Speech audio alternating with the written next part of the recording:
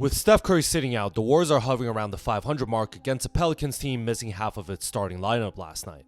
Golden State pulled out a late win by running the offense through Jimmy Butler and his post-ups and drives to the rim. The main beneficiary was Gary Payton II, who flourished with timely off-ball cuts that created easy buckets in the paint.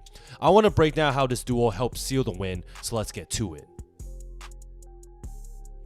As usual, without Steph Curry, the Warriors' offense was nowhere to be found in the first quarter. While both teams were shooting poorly, New Orleans suddenly stretched the lead to 10 early in the second because of second-chance opportunities. I mean, look at this lineup. You got three undersized guards and Kuminga and Butler playing the 4 and the 5. The only way to find offense instead of chucking three-pointers repeatedly was to let Jimmy Butler go to isolation work in the post. The Warriors all clear out to the weak side so Butler can abuse his mismatch and rookie Peavy. Butler jabs and attacks the middle of the floor. McGowens comes over from the weak side to shade, but he was having trouble all night locating his man off ball. Fears comes to stunt one pass away off pods, forcing Butler to pick up his dribble. The second he does this, if you're McGowens, you have to know the scouting report that Jimmy is 90% of the time looking to pass in these scenarios. You also need to know that your man in Gary Payton II is constantly moving off ball around the basket. Butler takes 2 steps and McGowens completely loses his man. Easy dump off pass to GP2 for the layup. Let's run the same play, but this time on the other side of the court. Entry pass to Butler, then a short corner, and Payton cuts through the rim. Butler looks like he's looking to pass, but again attacks the middle of the paint on Queen. With both Peavy and Saddiq Bey playing off their man because both are non-shooters, great job by Kuminga to not stay at the three-point line and cut to the basket. Butler is again not looking to score, but instead runs a dribble handoff in the paint to JK. I noticed the Pelicans were really struggling to guard their guys off ball. Look at Peavy leaving his man and raising his hands up, focus on Kuminga instead. The DHO also acts as a screen, forcing a switch in the paint on Queen.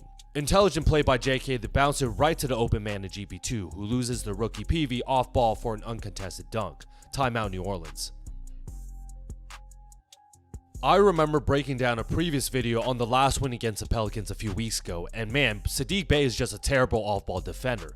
Jimmy and Spencer run a pick and roll and Butler rejects the screen. If you're Saddiq Bey and sitting in the gap, you have to understand your teammate Queen has this covered, so your job is to focus on the always moving GP2. Butler drives and counters with a spin move but loses his balance and misses the layup, but look who's right there underneath the rim. Payton has no one boxing him out and grabs a rebound for an easy second chance bucket. I would imagine most teams don't have a scouting report for Gary Payton II outside of just letting him shoot, but they should make a note to always focus on him off ball. With Pat Spencer trying to take Queen off the dribble, the rest of the Pelicans smartly stay home to shooters. The kickout pass is deflected and Butler's pressured with the shot clock winding down to shoot a contested corner 3. The rookie Peavy just can't catch a break. Here he loses complete fundamentals by not only not boxing his man out, but somehow drifting away from the hoop and not even trying for a rebound. Payton sneaks in and gets an uncontested tip-in using his peak athleticism. This was my favorite play of the night and was specifically set up for Gary Payton II. Spencer or GP2 run a DHO and the Pelicans switch. Moody looks like he's cutting from the weak side on the swing pass to Draymond up top. Another ball rotation to Jimmy on the left side by himself, and Zion makes a bad decision by closing out on Butler, who is not a shooter. Jimmy sees this and immediately attacks off the catch on the baseline, getting a blow-by on Zion and forcing Jeremiah Fears to come rotate as the low man. With New Orleans all focused on this drive, Fears' original man in Moody sets a back screen on Alvarado, giving GP2 the chance to slot cut right through the key. Perfect dump off pass and Payton fully jukes Zion out on the initial ball fake and gets an easy layup that's goaltended. Great off-ball movement from the weak side on another Jimmy Butler attack. Golden State's commentators Fitz and Azubuike love repeating the phrase, "Where are you going to find GP2? Around the basket," time and time again until it gets annoying as hell, but it is true. Jimmy initially tries to set a pick on Spencer, but feeling Zion is close to the level of the screen, this ball rotation to Draymond activates a mini triangle offense. Butler slips the screen and Draymond immediately finds him, who has another step on Zion on this cut to the basket. Saddiq Bey comes to rotate as the weak side low man, and where are you going to find GP2? Around the basket. Payton makes a timely cut and is getting whatever reverse layup to his strong left hand every time. New Orleans weren't playing that much bigger than the Warriors, to be fair. Butler has another mismatch on Alvarado and goes to position himself in the post. GP2 finds Butler on this entry pass and his man in Fears fully commits off the non-shooter to double in the post. Jimmy passes the ball back out before he even touches the floor, and poor basketball IQ by Queen here trying to close out to the non-shooter. Not that Pajensky is much of a sniper himself, but you have to know your personnel better. Payton makes a correct extra pass and Paz lines up for an open three-pointer. The Warriors' motion offense was killing the Pelicans last night. Jimmy sizes up Bey in the pinch post, and he looks like he's calling for an on-ball screen. I was going to say this is looking like a split action, but it really does not work against two terribly bad non-shooters. McGowens is guarding Payton so far up on the three-point line, you just have to remember your scouting report. For some reason, he looks like he even wants to switch on Draymond, and Payton immediately exploits this by diving to the rim. Saddiq Bey also is not helping much by guarding Jimmy with his hands down, giving him the full court to laser this pinpoint pass at GP2.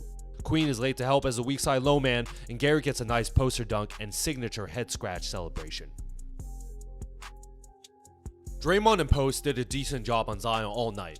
Here Drake forces the off-balance miss and the Warriors are running a fast break. Pods points to Draymond to pass it to Butler, who does not have anyone covering him. Saddiq Bey picks him up and Measy is wired to help as a center. If you've been watching Jimmy, you know 90% of the time, like I always said, he drives to the paint and recognizes a potential double team, he is making his classic jump pass in midair. The dude is literally 2 feet from the basket at his peak elevation looking away from the rim and still makes a 180-degree dump off pass to a streaking Payton. Measy gets lost and I guess I'll take an open layup as well. Why don't we end with a Gary Payton three-pointer? GP2 and Jimmy run a pick and roll where Pelicans get a switch. Swing pass to Pods, who is good at attacking off the catch and gets by Alvarado in the baseline. Zion leaves his man and Draymond to come help as the weak side low man, and technically Bey now has Dre. Pods pulls a Pinoy Euro step which gets Zion in air, but credit Will Richard for not settling at the three-point line and cutting to the rim himself. This preoccupies PV and takes away the pass, so Pods has to kick it back out to the weak side corner at the last second. No one cares about Payton and are happy with him shooting threes, but if he can take a dribble and have enough time to call his dad, even GP2 will rattle in a triple to close the game out. There you guys have it. This one wasn't about pretty offense or perfect spacing. It was about Jimmy Butler putting his head down, living in the post and the paint, and giving the Warriors a real identity late. With Steph out, the only reliable offense came from Jimmy repeatedly driving, backing guys down, and forcing the Pelicans to send extra bodies at him. His constant pressure in the lane finally stabilized a team that had nothing going on early. Once he kept getting to his spots, the whole game started tilting in Golden State's direction. GP2 was everywhere, cutting from the weak side, sneaking behind defenders who kept losing him, crashing for second chance points, and finishing dump-off passes the Pelicans never adjusted to. Every time Jimmy got 2 feet in the paint, GP2 read it perfectly and sliced him behind the defense for easy finishes. His timing and activity around the rim were huge in a game where nothing else was flowing. The Warriors definitely needed this one to stay steady without Steph, and now onto the Thunder, a game I'm not exactly looking forward to. If you guys like this breakdown, like and subscribe to see more.